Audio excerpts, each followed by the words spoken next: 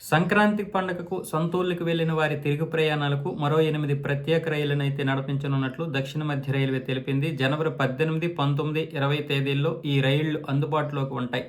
18న కాకినాడ నుంచి 1, విశాఖపట్నం నుంచి 2 రైళ్లు చర్లపల్లికి బయలుదేరుతాయి. 19న నరసాపురం, విశాఖపట్నం నుంచి 2 రైళ్లు చర్లపల్లికి వస్తాయి. అదే రోజు చర్లపల్లి నుంచి విశాఖపట్నానికి 1, భువనేశ్వర్కి ఒక్కొక్కటి చొప్పున 2 ప్రత్యేక రైళ్లు ఉంటాయి. 20న చర్లపల్లి నుంచి విశాఖపట్నానికి మరో ప్రత్యేక రైలు అయితే ఉంది. ఈ మేరకు దక్షిణ మధ్య రైల్వే సిపిఆర్ఓ సిహెచ్ శ్రీధర్ శుక్రవారం ఓ ప్రకటన విడుదల చేశారు.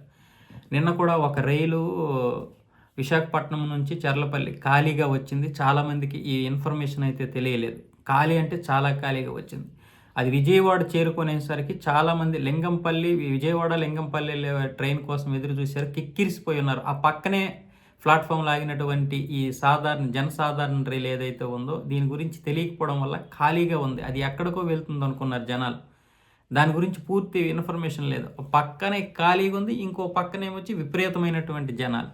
ఇంత కమ్యూనికేషన్ గ్యాప్ అంటే చాలా కష్టం. కాబట్టి వీటిని వినియోగించుకోండి ఇప్పటికైనా సరే.